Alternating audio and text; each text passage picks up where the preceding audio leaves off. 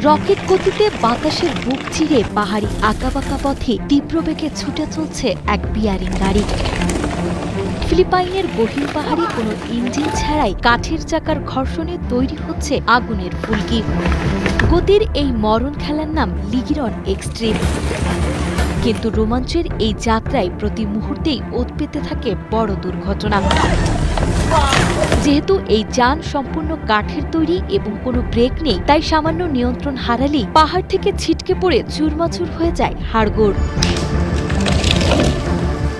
মজার ব্যাপার হলো, এই খেলার শুরুটা হয়েছিল কাঠুরেদের হাত ধরে। পাহাড় থেকে গাছ কেটে তা দ্রুত নিচে নামিয়ে আনার জন্য তৈরি করা হয়েছিল এই বিশেষ কাঠের বাহন। সময়ের বিবর্তনে সেই কষ্টের কাজই এখন রূপ নিয়েছে বিশ্বের অন্যতম ভয়ঙ্কর এক প্রতিযোগিতায়।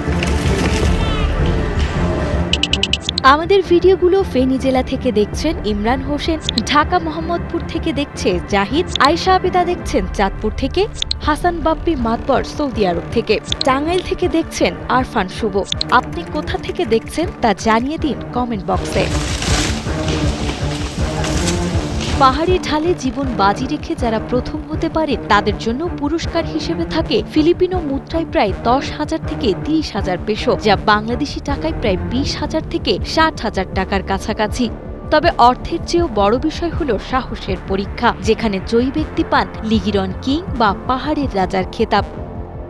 মৃত্যুর ঝুঁকি জেনেও কেবল সাহসের প্রমাণ দিতে এবং গতির নেশায় মেতে উঠতে ফিলিপ তরুণরা এই বিয়ারিং গাড়িতে পাহাড় জয়ের চ্যালেঞ্জ হরহামেশাই গ্রহণ করে।